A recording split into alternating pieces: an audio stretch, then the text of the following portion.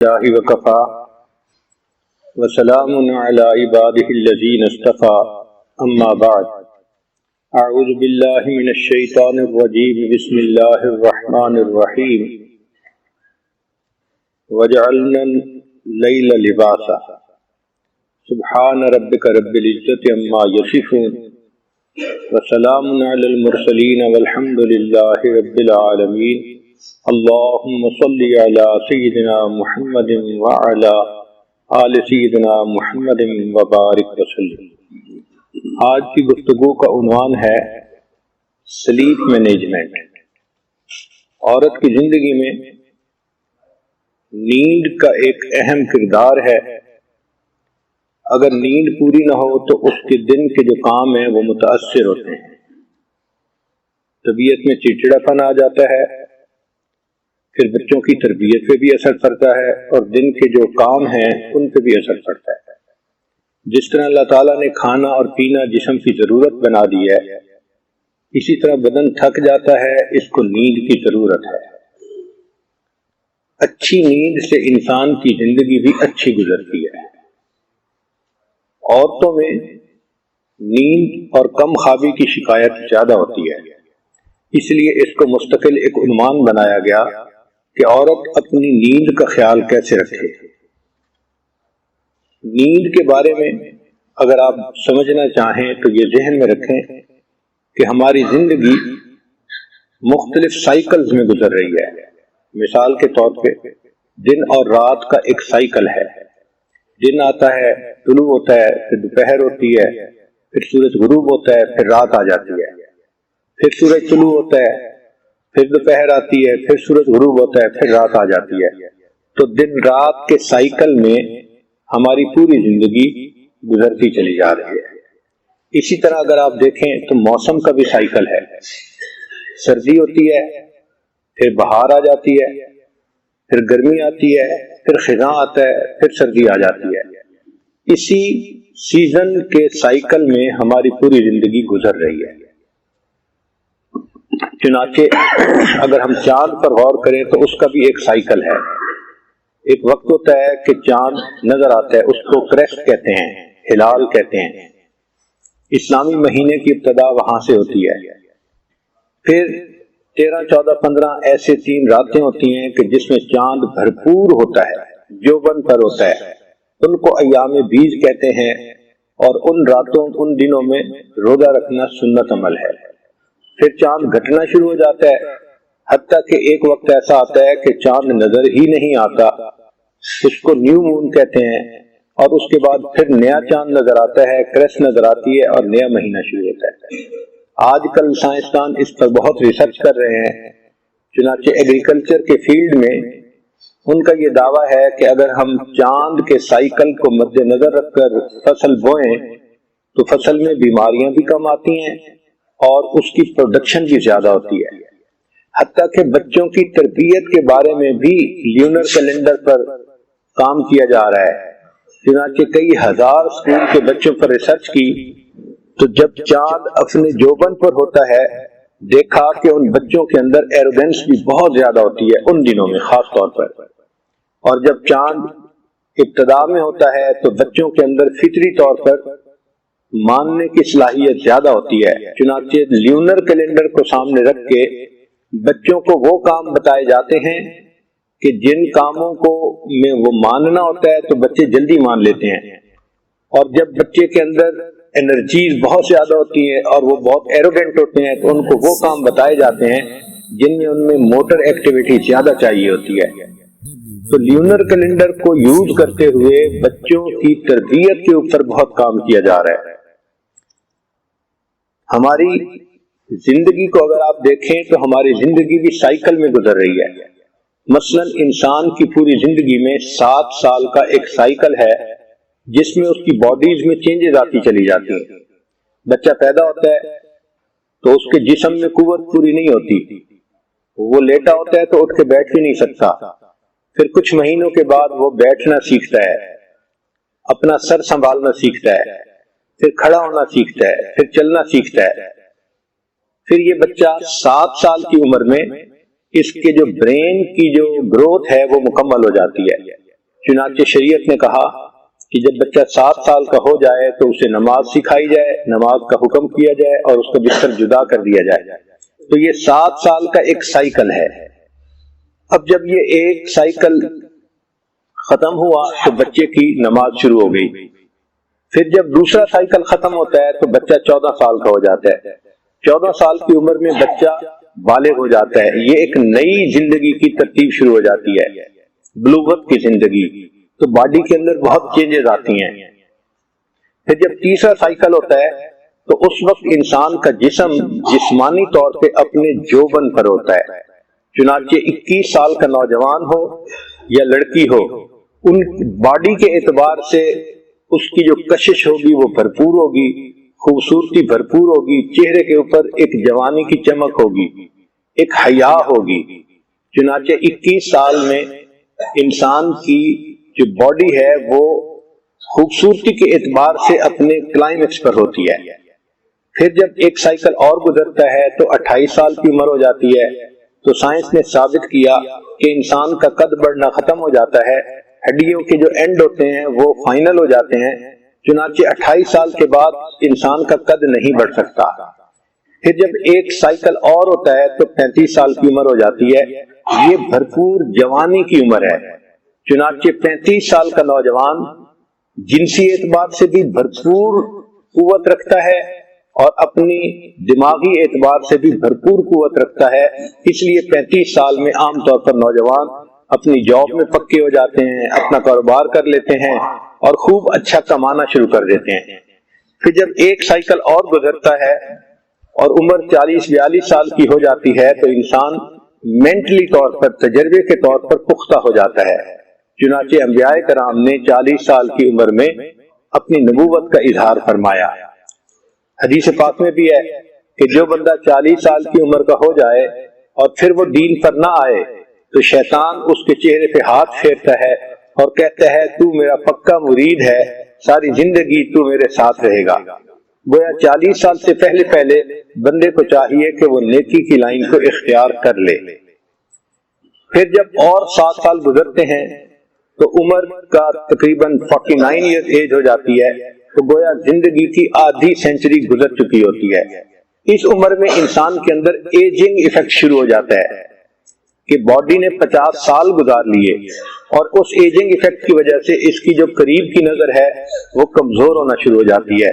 اکثر لوگ 50 سال کے بعد ریڈنگ گلاسز لگوانے پڑتے ہیں چونکہ ان کی نظر کمزور ہوتی ہے۔ یہ ایجنگ ایفیکٹ ہوتا ہے جو ہر بندے کو محسوس ہوتا ہے۔ پھر اگر ایک سائیکل اور ہو جائے تو انسان کی زندگی کے 56 سال تقریباً گزر جاتے ہیں۔ یہ وہ ایج ہے جس میں عورت کے ایام ختم ہو جاتے ہیں اور اب اس کے بعد اس کے لیے بچے کی ولادت مشکل ہو جاتی ہے۔ 56 سال کے بعد عورتوں کے ہاں بچے کی ولادت کے چانسز ختم ہو جاتے ہیں چونکہ ان کا ماہانہ سائیکل ہی ختم ہو جاتا ہے۔ پھر ایک سائیکل اور 7 سال کا گزر جائے تو انسان کی عمر 63 سال ہو جاتی ہے۔ یہ وہ عمر ہے جس میں انسان کے دماغ کی جو یادداشت تھی وہ اب آہستہ آہستہ کم ہونی شروع ہو جاتی ہے، انسان بھلکڑ بننا شروع ہو جاتا ہے۔ اسی لیے دنیا کے مختلف کمپنیوں میں جو ریٹائرمنٹ ایج ہے کہیں 60 سال ہے اور کہیں 62 سال ہے۔ کیونکہ 60 اور 62 سال کی عمر میں انسان کی یادداشت وہ نہیں رہتی جو پہلے تھی، تو لوگ اس کو ریٹائر کر دیتے ہیں کہ اب آپ ریٹائرمنٹ کی عمر گزاریں۔ یہی راز ہے کہ اللہ تعالیٰ نے اپنے حبیب صلی اللہ علیہ وسلم کو 63 سال کی عمر میں اپنے پاس واپس بلا لیا، اس لیے کہ اگر 63 سال سے عمر زیادہ ہوتی تو کفار تانا دیتے کہ جی ان کی تو عمر ہی ایسی تھی کہ وہ بھلکڑ عمر تھی، باتیں بھولتے تھے، ان کو سمجھ ہی نہیں لگتی تھی، ان کی تعلیمات میں اس لیے کوتاہی ہے، کمی ہے۔ تو جو عیب کی عمر تھی اللہ نے اس سے پہلے ہی اپنے حبیب کو اپنے پاس بلا لیا کہ میرے حبیب صلی اللہ علیہ وسلم پر کوئی انگلی بھی نہ اٹھا سکے۔ اگر ایک اور سائیکل گزر جائے تو انسان 70 سال کا ہو جاتا ہے اور 70 سال میں پھر یہ جو دماغی صلاحیت ہے اور کم ہو جاتی ہے۔ اسی لیے 70 اور 72 میں انسان بہت زیادہ بھولنے کا اور نسیان کا مریض بن جاتا ہے۔ اسی طرح اگر انسان کی زندگی کے 13 سال مکمل ہو جائیں تو انسان کی باڈی میں کمزوری آ جاتی ہے، 90 سال کی عمر ہو جاتی ہے۔ اس عمر میں اللہ تعالیٰ اپنے بندے پہ ترس کھاتے ہیں چنانچہ سیدنا عثمان غنی رضی اللہ عنہ کی روایت ہے کہ جب کوئی مومن 90 سال کی عمر کا ہو جاتا ہے، اللہ تعالیٰ فرشتوں کو فرماتے ہیں کہ اب اس بندے کی غلطیوں کو معاف کر دو اور اس کی حسنات کو پکا کر دو، اور یہ میرا دنیا کے اندر اسیر ہے، ھذا اسیر اللہ فی الارض، دنیا میں یہ میرا قیدی ہے کہ اس نے 90 سال گزار دیے میرا کلمہ پڑھتے پڑھتے، اب میں اس کے خاندان کے لوگوں میں اس کی شفاعت کو قبول کروں گا، کیونکہ 90 سال کی عمر کے مومن کو اللہ تعالیٰ کی طرف سے خوشخبری مل جاتی ہے۔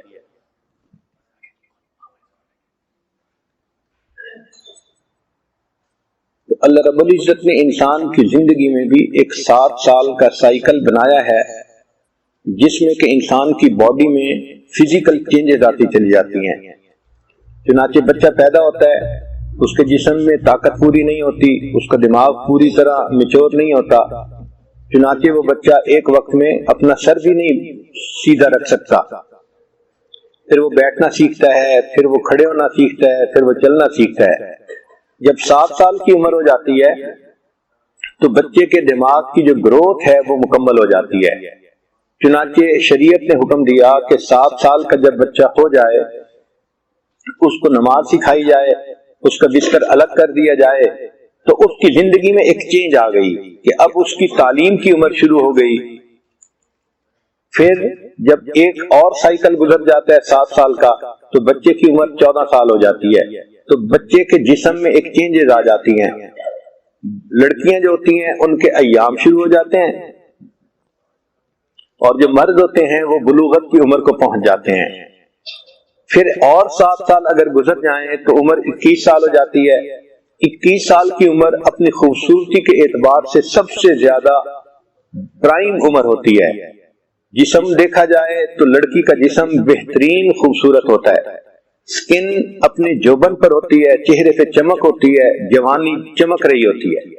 اور 7 سال گزر جائیں تو عمر 28 سال ہو جاتی ہے، اور اس عمر میں انسان کا قد بڑھنا ختم ہو جاتا ہے۔ سائنس نے ثابت کیا کہ 28 سال کی عمر میں جو ہڈیوں کے اینڈ ہوتے ہیں وہ مکمل ہو جاتے ہیں، پھر اس کے بعد قد بڑھنے کا کوئی چانس باقی رہتا ہی نہیں ہے۔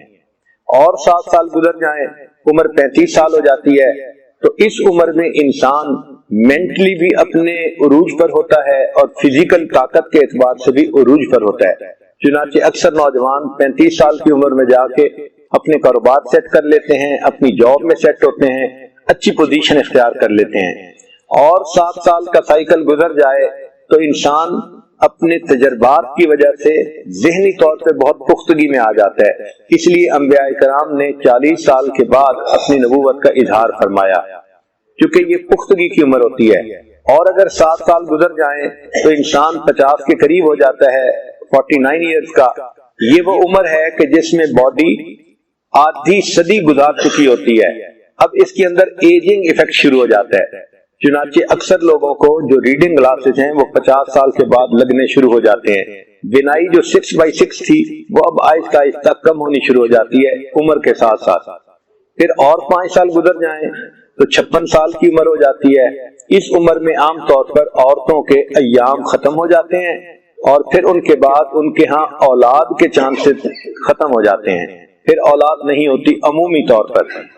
اور اگر 7 سال گزر جائیں تو انسان کی عمر 63 سال کی ہو جاتی ہے۔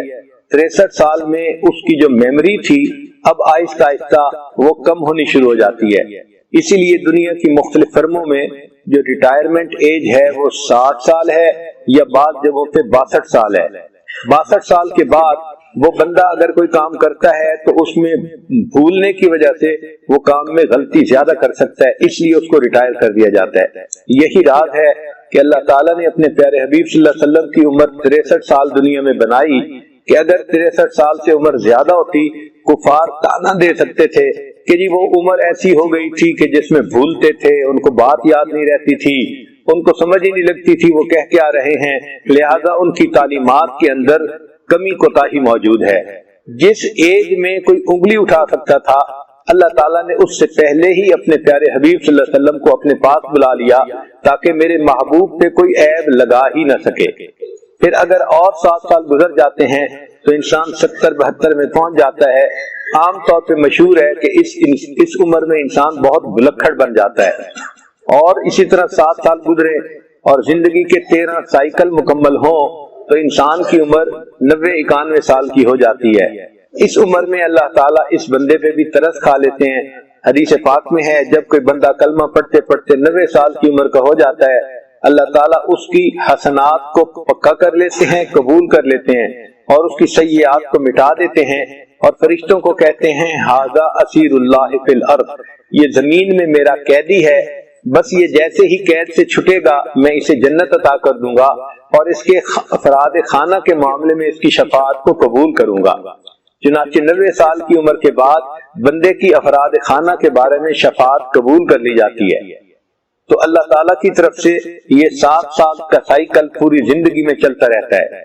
اسی طرح اگر ہم نیند کو سمجھنا چاہیں تو انسان کی نیند یہ ہے کہ جسم تھکنے کی وجہ سے ایک ایسی کیفیت میں آ جاتا ہے جس میں ذہن کا رشتہ باڈی کے ساتھ کم ہو جاتا ہے، انسان یا تو پورا انکانشیس ہو جاتا ہے یا پارشل انکانشیس ہو جاتا ہے اور انسان کے جو والنٹری مسل ہیں وہ ان ایکٹیو ہو جاتے ہیں، جو موٹر ایکٹیویٹی ہے وہ ختم ہو جاتی ہے، اس کو نیند کہتے ہیں۔ اس کی وجہ سے انسان دوبارہ پھر فریش ہو جاتا ہے، یوں سمجھے کہ انسان کی بیٹری چارج ہو جاتی ہے اور وہ دوبارہ جب جاگتا ہے تو پھر کام محنت کرنے کے لیے تیار ہوتا ہے۔ یہ جو نیند ہے اس کو سائنس کی نظر سے اگر دیکھیں تو ہر انسان مختلف سائیکل میں سوتا ہے۔ یہ سائیکل بعض لوگوں کا 1.5 گھنٹے کا ہوتا ہے، 90 منٹ کا، بعض لوگوں کا 120 منٹ کا، 2 گھنٹے کا ہوتا ہے۔ چنانچہ ہماری جب نیند ہوتی ہے تو اس نیند کی 5 سٹیجز ہیں، اس کو کہتے ہیں NREM، non rapid eye movement stage. اس سٹیج میں پہلا سٹیج یہ ہوتا ہے کہ انسان جب سوتا ہے تو یہ ٹرانزیشن پیریڈ ہوتا ہے، انسان کا جو بریدنگ ہوتا ہے اس کا ریٹ بھی کم ہو جاتا ہے اور اس کا جو ہارٹ بیٹ ہے وہ بھی کم ہو جاتی ہے جب انسان سوتا ہے۔ جاگتے میں زیادہ تھی، جب نیند آئی تو ہارٹ بیٹ کم ہو گئی۔ چنانچہ فالنگ اسلیپ یہ پہلی سٹیج ہے۔ پھر اس کے بعد دوسری سٹیج ہے، اس کو کہتے ہیں لائٹ سلیپ یعنی کچی نیند، جس میں کہ انسان کا ہارٹ بیٹ اور بریدنگ ریٹ جو ہوتا ہے وہ کم ہو جاتا ہے۔ پھر تیسری اور چوتھی سٹیج جو ہے اس کو ڈیپ سلیپ کہتے ہیں۔ ڈیپ سلیپ میں انسان سلو ڈیلٹا ویو سلیپ جو ہے نا وہ حاصل کرتا ہے، یہ گہری نیند کہلاتی ہے۔ اور اس کے بعد جو 5ویں سٹیج ہے وہ سب سے زیادہ گہری نیند کی ہوتی ہے، اس کو REM کہتے ہیں کہ ریپڈ آئی موومنٹ۔ اس میں سویا ہوا بندہ لگتا ایسے ہے کہ جیسے کہ اس کی آنکھ حرکت کر رہی ہے حالانکہ وہ نیند کی حالت میں ہوتا ہے۔ یہ ریپڈ آئی موومنٹ کی جو سٹیج ہے اس میں انسان خواب بھی دیکھتا ہے، اس کو ڈریمنگ سٹیج کہتے ہیں۔ یہ انسان کے لیے بہت اہم ہوتی ہے، چنانچہ جو بندہ اپنی 5 سٹیجز نیند کی مکمل کر لے اور اس کے بعد جاگے تو یہ بندہ ہمیشہ فریش جاگتا ہے۔ جو بندہ پہلی دوسری سٹیج کے بعد اٹھ جائے تو ہمیشہ وہ سستی کا شکار ہوتا ہے۔ چنانچہ ہر بندے کو یہ دیکھنا چاہیے کہ اس کا جو سلیپنگ سائیکل ہے وہ کیا ہے، گھڑی کو سامنے رکھیں اور پھر دیکھیں کہ جب میں سوتا ہوں تو مجھے 2 گھنٹے لگتے ہیں یا 1.5 گھنٹہ لگتا ہے، میں 3۔ آج کا ٹاپک بھی سلیپ مینجمنٹ کا ہے اور لگتا ہے کہ آج ہماری بجلی کے نظام سے بھی اونگ طاری ہو رہی ہے بار بار۔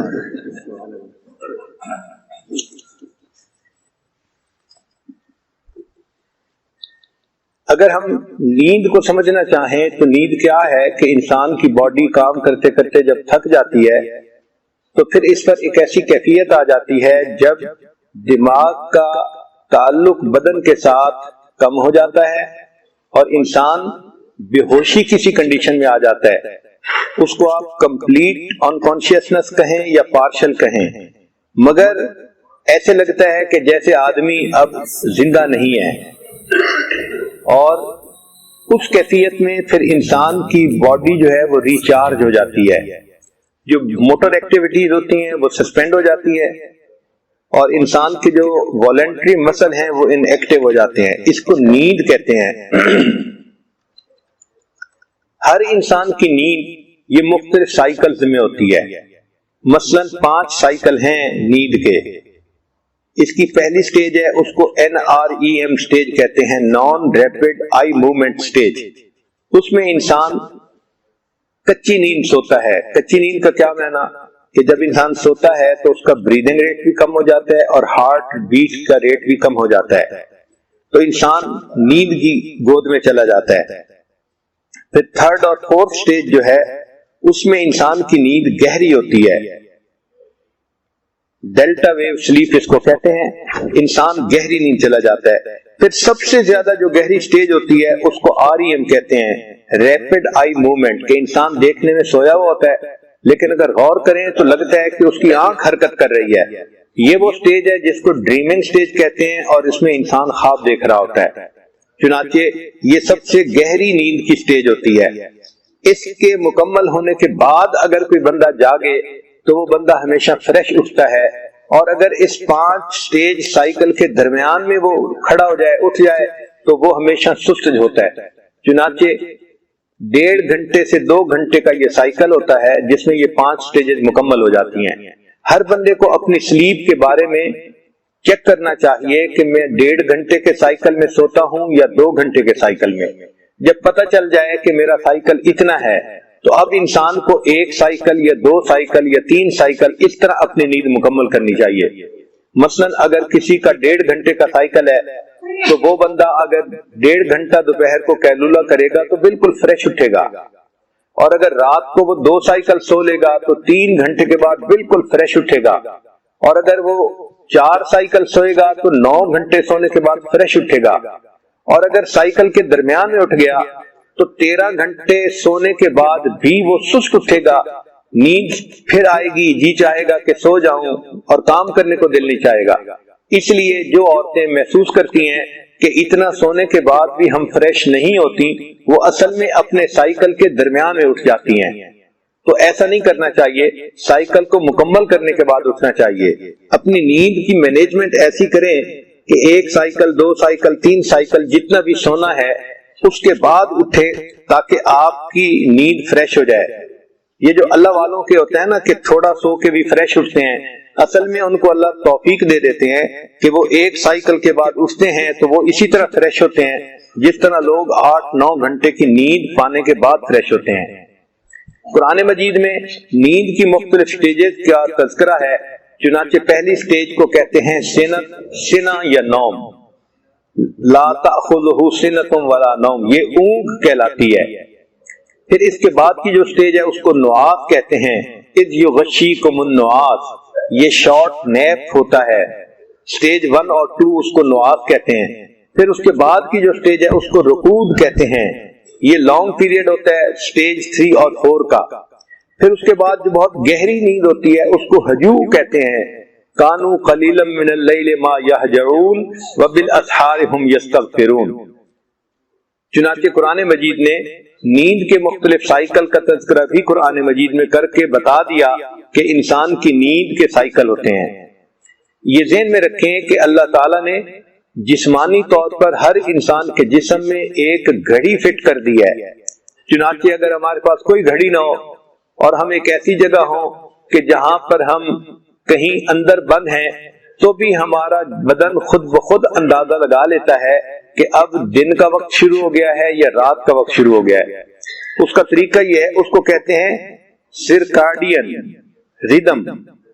یہ کیا ہوتا ہے کہ انسان کی باڈی، انسان سویا ہوا ہے تو جب سورج طلوع ہوتا ہے تو اس کی روشنی آنکھوں کے ذریعے سے دماغ کے ایک حصے پہ جاتی ہے جس کو SCN کہتے ہیں، کہ سپراتیامیٹک نیوکلیس، یہ دماغ کا ایک حصہ ہے جس کا تعلق نیند کے ساتھ ہوتا ہے۔ تو آنکھوں سے روشنی کا سگنل انسان کے دماغ کے اس حصے کو جاتا ہے اور یہ حصہ پھر انسان کے بدن میں ہیپی ہارمون پیدا کر دیتا ہے، ایسے ہارمون جو خوشی کے جو ہے نا اور فریشنس کا سبب ہوتے ہیں۔ چنانچہ انسان اس وقت میں خود بخود جاگ جاتا ہے، باڈی جاگنے کا الارم دے دیتی ہے، اور جب رات آتی ہے تو پھر انسان کے جسم میں یہ حصہ وہ ہارمون پیدا کر دیتا ہے کہ جو انسان کو سونے پہ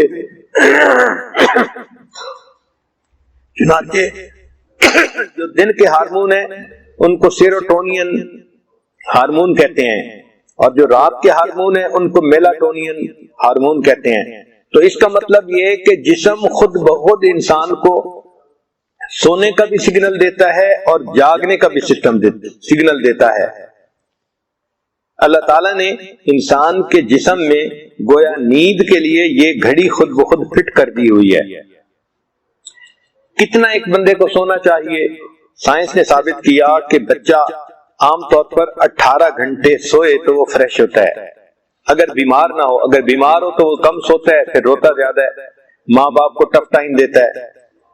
پھر 12 مہینے کا بچہ تقریباً 18 گھنٹے کی بجائے 14 گھنٹے اس کی نیند ہو جاتی ہے۔ پھر 3 سال کا بچہ جب ہو جاتا ہے تو اس کی نیند 12 گھنٹے ہو جاتی ہے۔ 5 سال کا بچہ ہوتا ہے تو اس کی نیند 11 گھنٹے ہو جاتی ہے، اور جب 12 سال کی عمر کا بچہ ہوتا ہے تو اس کی نیند پھر تقریباً 10 گھنٹے ہو جاتی ہے، اور جب ٹین ایجر ہوتا ہے تو یہ 9 سے 10 گھنٹے نیند اس کی ہمیشہ کے لیے سیٹ ہو جاتی ہے۔ چنانچہ جو ایڈلٹ لوگ ہوتے ہیں، جو جوان لوگ ہوتے ہیں یا بھرپور عمر گزارنے والے لوگ ہوتے ہیں، ان کی نیند عام طور پر 7 سے 8 گھنٹے ہوتی ہے۔ سائنس نے یہ ثابت کیا 7 گھنٹے سے کم سوئیں تو بھی ہارٹ اٹیک کا خطرہ زیادہ ہوتا ہے، 7 گھنٹے سے زیادہ سوئیں تو بھی ہارٹ اٹیک کے چانسز بڑھ جاتے ہیں۔ جو لوگ 7 گھنٹے سوتے ہیں ان کی نیند بہت اچھی اور مکمل نیند ہوتی ہے۔ عورت جب پریگننٹ ہوتی ہے تو اس کو 8 گھنٹے کی نیند مل جائے تو اس کے بچے کی گروتھ جسم میں بہت اچھی ہوتی ہے۔ چنانچہ اللہ رب العزت نے انسان کی زندگی کی جو نیند کی ضرورت ہے وہ بھی مختلف بنائی ہے۔ اگر ایک بندہ اپنے کام کی وجہ سے کم سوئے تو باڈی میں اس کا حساب رکھا جاتا ہے، اس کی فائل مینٹین ہوتی ہے، اس کو کہتے ہیں سلیپ ڈیٹ، کہ یہ نیند کا قرضہ ہوتا ہے۔ چنانچہ دوسرے چوتھے دن کے بعد پھر باڈی وہ جو سلیپ ڈیٹ ہوتا ہے اس کو پورا کرتی ہے، اور ایک دن بندے کو لمبی نیند آتی ہے۔ سلیپ ڈس آرڈرز کیا ہے؟ اس کو کہتے ہیں سومنی پیتھی۔ چنانچہ انسان سونا چاہتا ہے مگر اس کو نیند نہیں آتی، کروٹیں بدلتا رہتا ہے، اس کو نیند کی گولیاں کھانی پڑتی ہیں، اس کو ڈس آرڈر کہتے ہیں۔ یہ سلیپ ڈس آرڈر عورتوں کے اندر زیادہ ہوتا ہے مردوں کی نسبت، کیونکہ عورتوں کے مسئلے بھی زیادہ ہوتے ہیں، ان کے باڈی میں ہارمون کی چینجز زیادہ ہوتی ہیں، اس لیے سلیپ ڈس آرڈر بھی زیادہ ہے۔ عورتوں کی زندگی میں سٹریس بھی زیادہ ہوتی ہے یا سکنس بھی زیادہ ہوتی ہے، پریگنینسی کی وجہ سے جسم کے اندر سائیکل آتا ہے، یا ان کو جو ماہانہ ایام ہیں اس کی وجہ سے بھی باڈی میں چینجز آتی ہیں۔ اس لیے جو عورتیں جاب کرتی ہیں ان میں سے 30% عورتیں ہوتی ہیں جن کو سلیپ پرابلمز ہوتے ہیں۔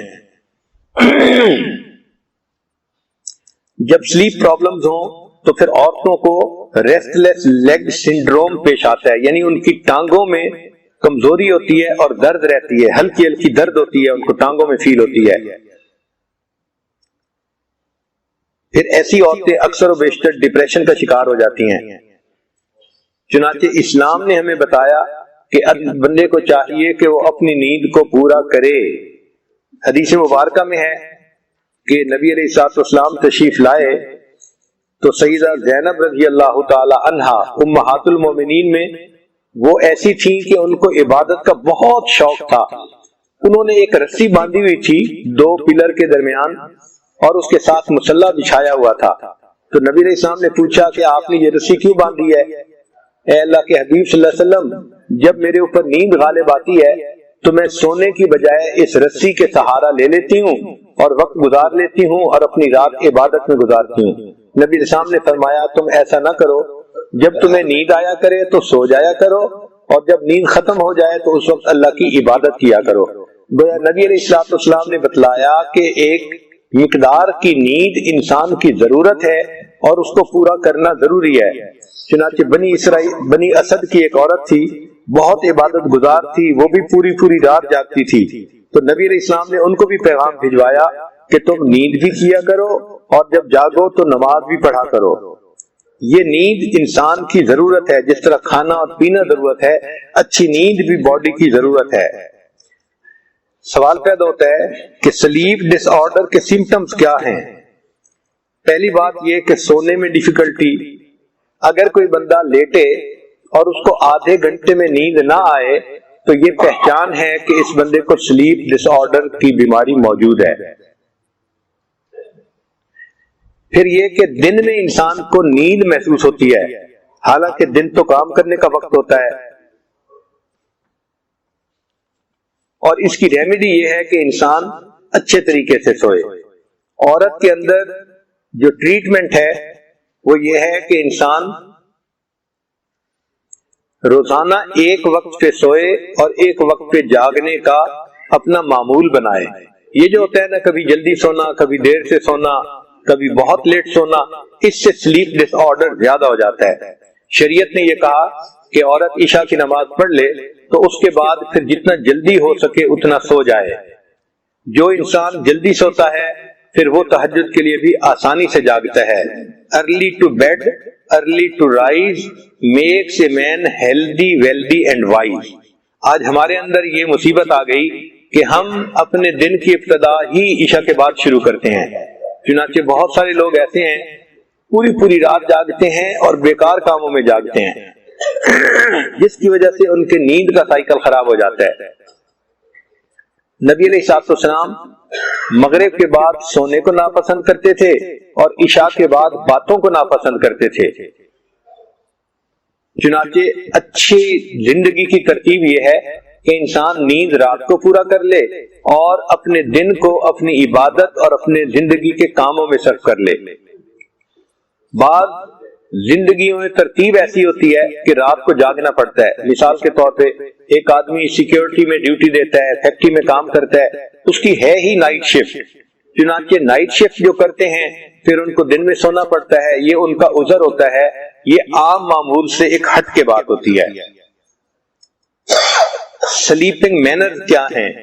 انسان جب سونا چاہے تو اس کو چاہیے کہ اپنے بیڈ کو پہلے ہاتھ مار کر کلین کر لے، پھر اپنے لیفٹ سائڈ پہ سونے کی بجائے رائٹ سائڈ کی پوزیشن میں سوئے۔ اس سے انسان فریش اٹھتا ہے سوتے ہوئے۔ اور دل کے لیے بھی رائٹ سائڈ پہ سونا بیسٹ ہوتا ہے، کیونکہ جب لیفٹ سائڈ پہ سوتے ہیں تو انسان کا دل نیچے ہوتا ہے، باڈی اوپر ہوتی ہے، تو انسان کے ہارٹ کے اوپر ایک طرح کا پریشر ہوتا ہے۔ بلکہ اگر بچہ الٹا سوئے یعنی پیٹ کے بل سوئے تو سائنس نے ثابت کیا کہ اس کو ہارٹ اٹیک کا ریٹ 7 ٹائمز زیادہ ہو جاتا ہے۔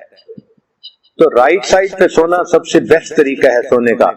اس کا نام ہے SID syndrome, sudden infant death syndrome اس کو کہتے ہیں۔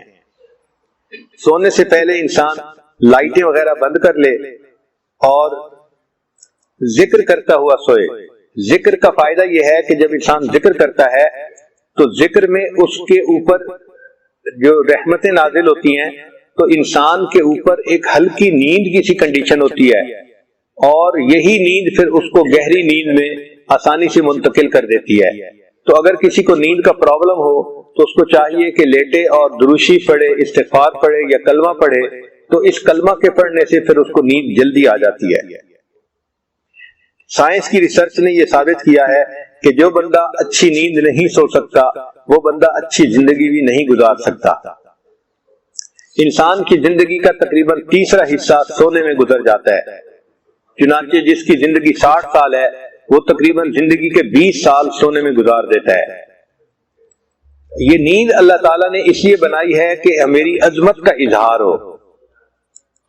اللہ تعالیٰ وہ ذات ہے کہ جو کائنات کے سارے نظام کو چلا رہی ہے، مگر اس کی یہ شان کہ لا تأخذہ سنۃ ولا نوم، نہ ان کو نیند آتی ہے نہ اونگ آتی ہے۔ یہ اللہ تعالیٰ کی عظمت اور کبریائی کی دلیل ہے، نیند کا نہ آنا۔ انسان کمزور ہے، ہم کام کرتے ہیں تو ہمیں نیند بھی آتی ہے، ہمیں اونگ بھی آتی ہے۔ چنانچہ جو سونے سے پہلے کی دعائیں ہیں نبی علیہ الصلوۃ والسلام نے مانگی، ہمیں چاہیے کہ ہم اپنے بچوں کو بھی وہ دعائیں سکھائیں اور سونے سے پہلے ہم دعائیں مانگ کے سویا کریں۔ اور جب آنکھ کھلے تو جو نیند سے جاگنے کی دعا ہے وہ بھی پڑھا کریں۔ دیکھا یہ گیا ہے کہ جو لوگ سارا دن کام کرتے ہیں وہ اگر دن میں 10 منٹ کی بریک لے لیں اور اس 10 منٹ میں تھوڑا سا نیپ لے لیں تو ان کو ہارٹ اٹیک کے چانسز کم ہو جاتے ہیں۔ چنانچہ اس پر سائنس نے بہت ریسرچ کی کہ جو لوگ دوپہر کو نیپ لیتے ہیں ان کے لیے فزیکلی بھی بہت اچھا ہوتا ہے. چنانچہ بعض ایسے ملک ہیں کہ جہاں پر دفتر کے ٹائم میں بھی 10-15 منٹ کا نیپ دفتروں میں بھی لینے کے لیے ان کو کہا جاتا ہے. جاپان میں اس کی بہت زیادہ جو ہے وہ پابندی کی جاتی ہے. جو آدمی چاہے کہ میری نیند اچھی ہو اس کو چاہیے کہ سونے سے 2 گھنٹے پہلے کھانا بند کر دے، کیونکہ کھانا کھاتے ہی فوراً سوئے گا تو اس سے جو ہے سلیپ ڈس آرڈر کے چانسز زیادہ ہوں گے. اگر 10 بجے سونے کی عادت ہے تو 8 بجے اپنا لاسٹ میل لینے کے بعد پھر کچھ نہیں کھانا چاہیے. 2 گھنٹے مل جائیں تاکہ انسان کا جسم اس کھانے کو ہضم کر لے اور پھر انسان اچھی نیند سو سکے.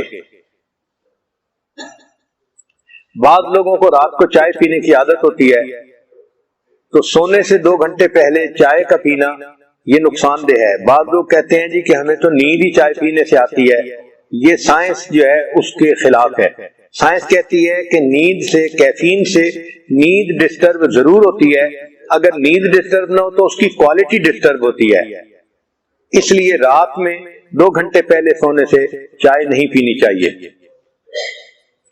پھر انسان جب سوئے تو اس کو چاہیے کہ اچھی نیند کے لیے کمرے کو اتنا ٹھنڈا رکھے کہ جس سے نیند اچھی ہو جائے.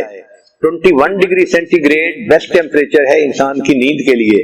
اگر اس سے زیادہ ہو تو بھی نیند کم ہوتی ہے اور اگر اس سے کم ہو تو بھی نیند کم ہوتی ہے. بعض لوگوں نے تو 18 ڈگری اور 19 ڈگری پہ ایئر کنڈیشنر کو رکھا ہوتا ہے اور اس کو کولڈ سٹوریج بنایا ہوتا ہے.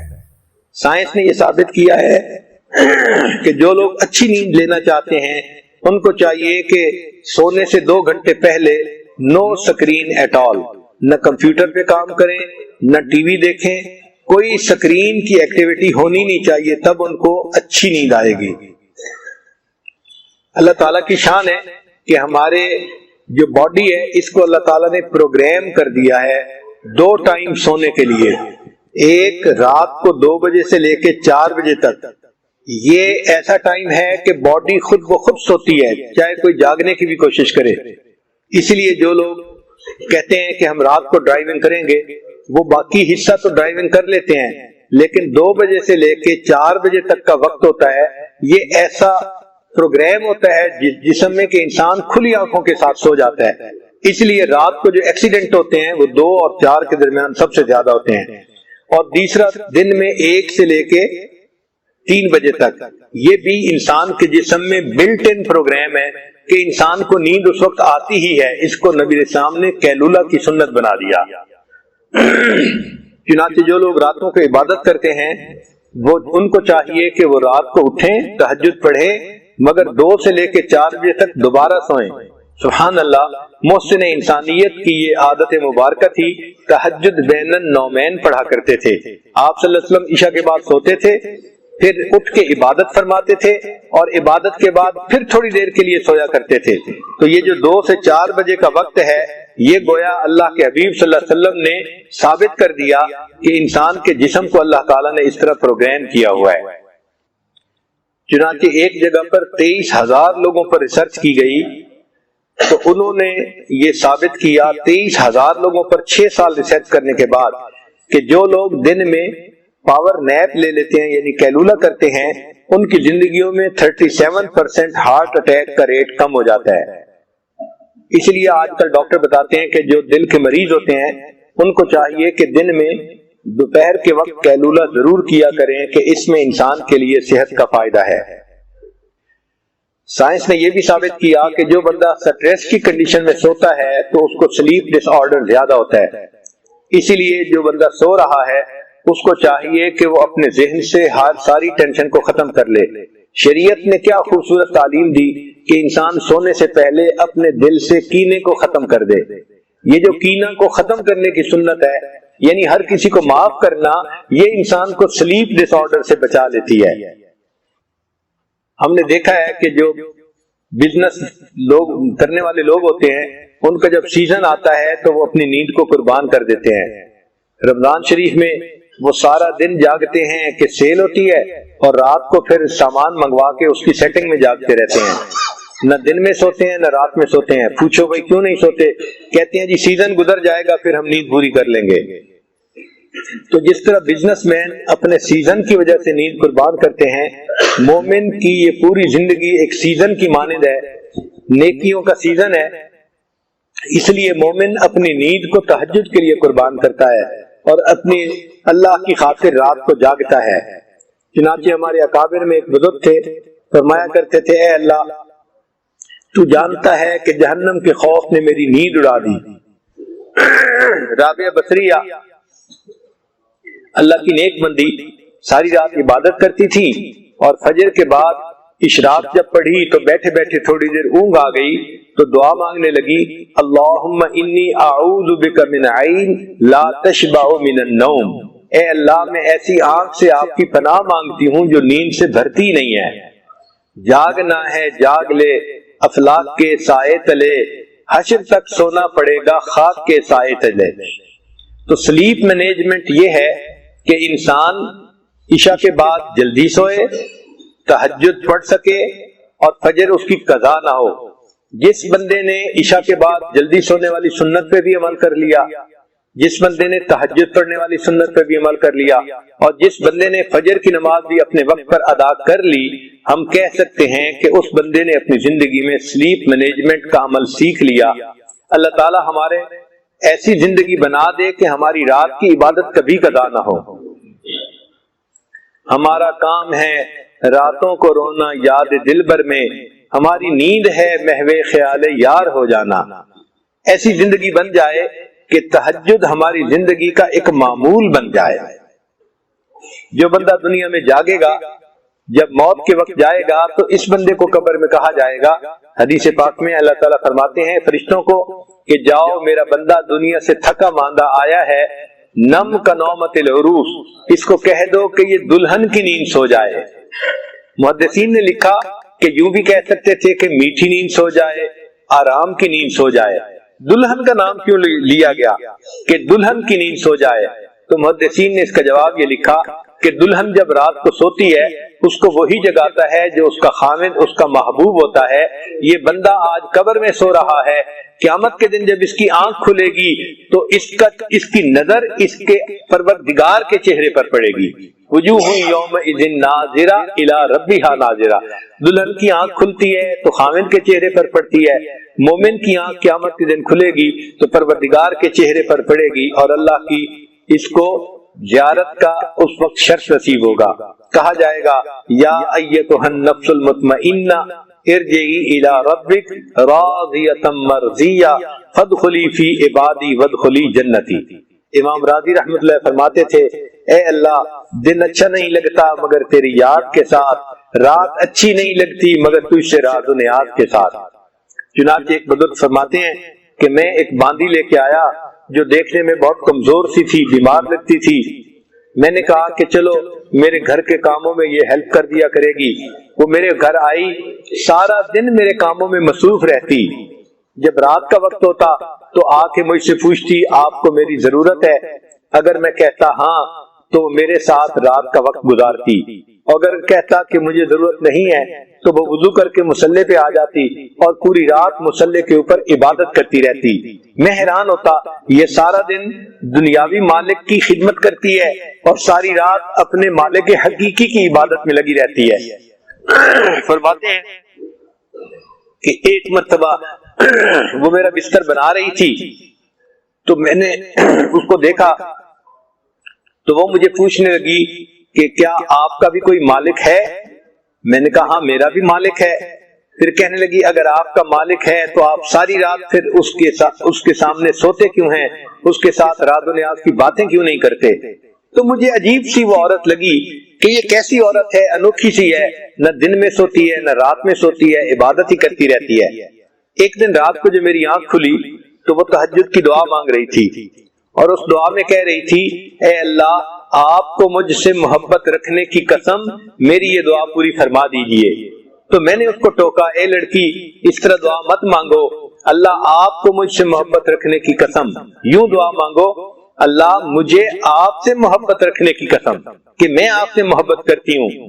جب میں نے یہ بات کی تو وہ تو ناراض ہونے لگ گئی کہنے لگی نہیں میں تو یہی کہوں گی اللہ آپ کو مجھ سے محبت رکھنے کی قسم، اور اس کی دلیل یہ ہے اگر اللہ کو مجھ سے محبت نہ ہوتی تو مجھے ساری رات مصلے پہ نہ بٹھاتا اور تجھے ساری رات بستر پہ نہ سلاتا۔ مجھے جو جگایا ہے تو اللہ کو مجھ سے محبت ہے تو جگایا ہے نا۔ تو اللہ کو جب بندے سے محبت ہوتی ہے اللہ تعالیٰ اس کو تہجد کی ضرور توفیق دے دیتے ہیں۔ تو عام لوگ دن میں 5 نمازوں کا اہتمام کرتے ہیں، جو محبت کے راستے کا سفر کرنے والے سالک ہوتے ہیں وہ تہجد کا اہتمام بھی اسی طرح کرتے ہیں جس طرح عام لوگ فرض نمازوں کا اہتمام کرتے ہیں۔ اللہ تعالیٰ ہمیں رات کی عبادت کی بھی توفیق عطا فرمائے اور اللہ تعالیٰ ہماری نیند میں برکت ڈال دے۔ ہمارے حضرت مرشد عالم رحمۃ اللہ علیہ فرمایا کرتے تھے ایک دفعہ میں بہت تھکا ہوا تھا اور سفر کے بعد جب آیا نیند غالب تھی تو میں نے کہا کہ میں سو جاتا ہوں۔ میں جب سویا تو مجھے اتنی گہری نیند آئی کہ میں نے خواب دیکھا، خواب میں کوئی کہہ رہا تھا ہم ہی سلاتے ہیں اور ہم ہی جگاتے ہیں، ہم ہی سلاتے ہیں اور ہم ہی جگاتے ہیں۔ فرماتے ہیں میری آنکھ کھل گئی، میں بالکل فریش تھا، پھر اس کے بعد میں نے وضو کیا اور کام کیا، جب میں نے دیکھا تو میری نیند صرف 10 منٹ کی ہوئی تھی۔ تو اللہ تعالیٰ کی جب رحمت ہوتی ہے اللہ تعالیٰ 10 منٹ میں انسان کی نیند ایسی کر دیتے ہیں کہ اس کے سائیکل مکمل ہونے کے بعد وہ بندہ بالکل فریش اٹھ جاتا ہے۔ ہمارے حضرت رحمۃ اللہ فرمایا کرتے تھے میری نیند تو مرغے کی نیند ہے۔ مرغے کو دیکھا کہ وہ چلتا ہوتا ہے نا تو چلتے چلتے ایک قدم آگے بڑھاتا ہے اور کھڑے کھڑے تھوڑی دیر سو جاتا ہے پھر چلنا شروع کر دیتا ہے۔ حضرت رحمۃ اللہ فرمایا کرتے تھے میری نیند بھی ایسی ہے۔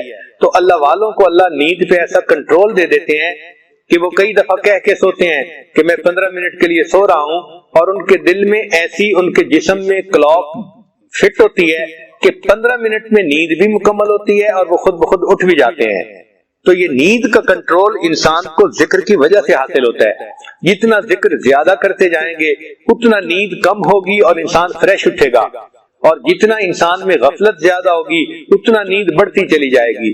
نیند اور لسی کی مثال ایک جیسی ہے، لسی کو جتنا پتلا کرنا چاہو وہ پتلا ہوتی چلی جاتی ہے، نیند کو بھی جتنا لمبا کرنا چاہو 15 گھنٹے سو کے بھی آپ کہیں گے کہ میری نیند پوری نہیں ہوئی۔ اور اگر ذکر کی کثرت ہوگی تو اللہ تعالیٰ تھوڑی نیند میں برکت ڈال دیں گے اور انسان فریش اٹھے گا۔ عورتوں کو چاہیے کہ وہ اپنی نیند کو اس طرح سے مینیج کریں کہ ان کی عبادات بھی ہوں اور ان کے دنیا کے جو کام ہیں وہ بھی اپنے وقت پہ مکمل ہوں۔ اللہ تعالیٰ ہمیں دنیا میں سکون کی نیند اپنے وقت پہ عطا فرمائے اور اس مصیبت سے بچائے کہ انسان سونا چاہے اور اس کو نیند نہ آئے۔ بڑھاپے کے اندر یہ ایک بڑی بیماری ہے جس کی وجہ سے انسان دن میں بھی پریشان رہتا ہے، رات کو بھی اس کی جاگتے رات گزر جاتی ہے۔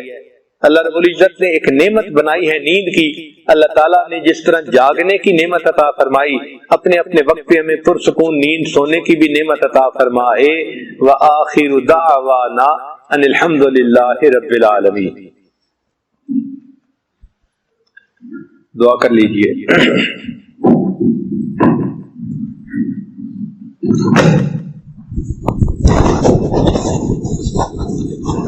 سبحان ربي الوهاب اللهم صل على سيدنا محمد وعلى آل سيدنا محمد وبارك وسلم۔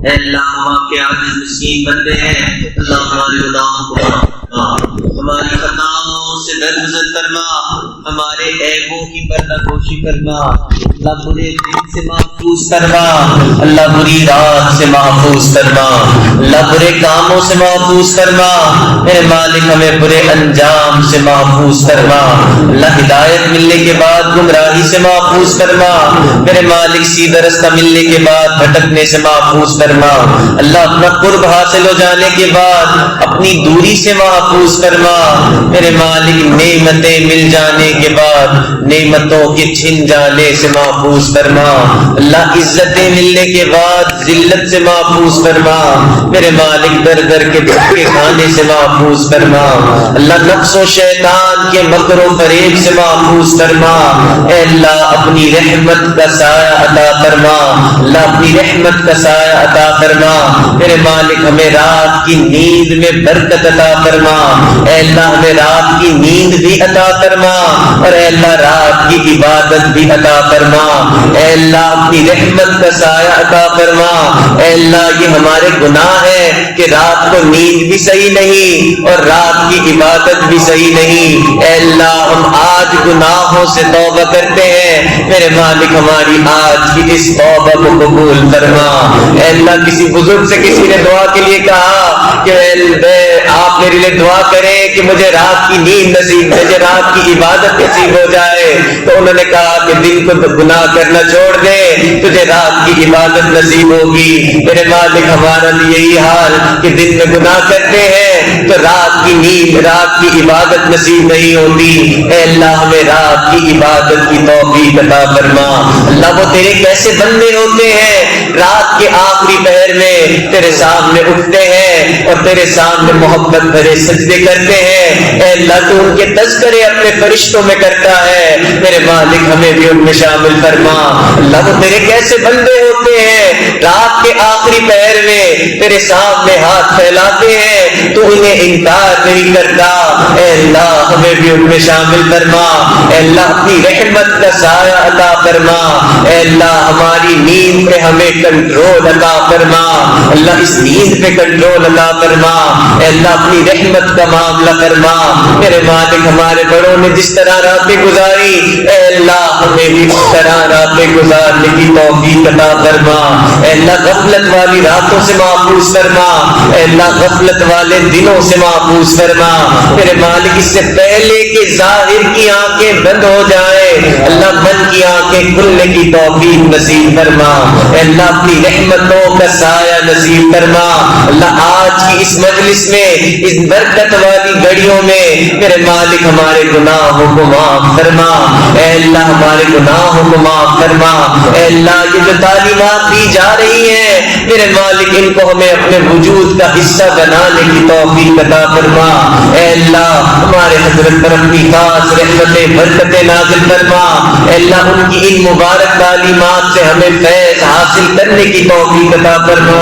اے اللہ ان مبارک تعلیمات سے پورے عالم کو روشن فرما. اے اللہ اپنی رحمتوں کا سایہ عطا فرما. اے اللہ اپنے کرم کے فیصلے فرما. ربنا تقبل منا انك انت السميع العليم تب علينا انك انت التواب الرحيم وصلى الله تعالى على حبيبه سيدنا محمد وعلى آله واصحابه اجمعين برحمتك يا ارحم الراحمين.